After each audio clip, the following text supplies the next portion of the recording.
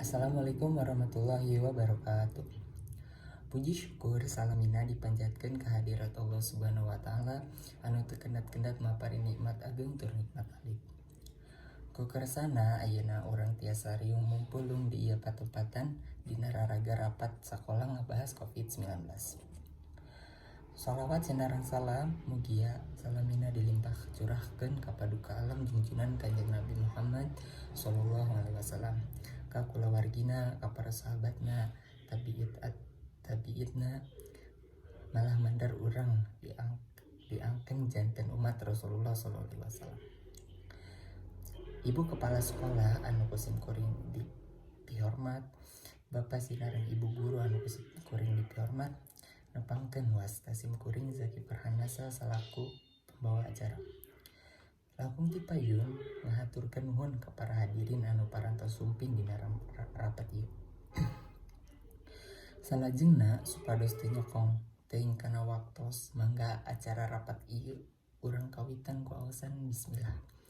Bismillahirrahmanirrahim. Lincah kana acara kadua nyaeta sambutan ti ibu kepala sekolah.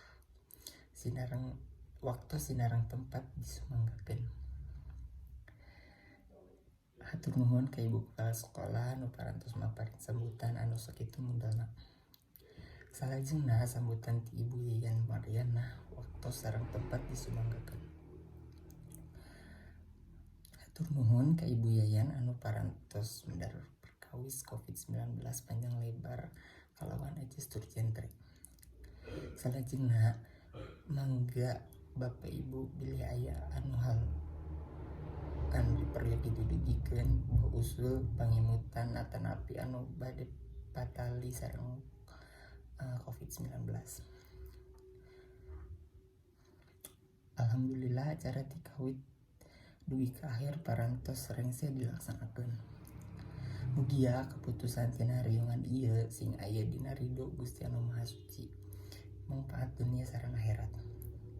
Sakitu urang tiasa piatur hatur nuhun tina sagala perhatosan Bapak Ibu sadaya.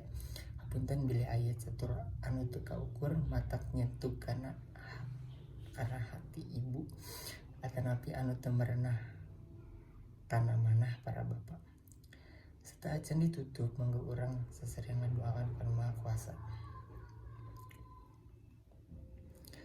Kalawan dipungkas ku aosan hamdalah alhamdulillahirabbil alamin. Billahi taufiq wal hidayah. Wassalamualaikum warahmatullahi wabarakatuh.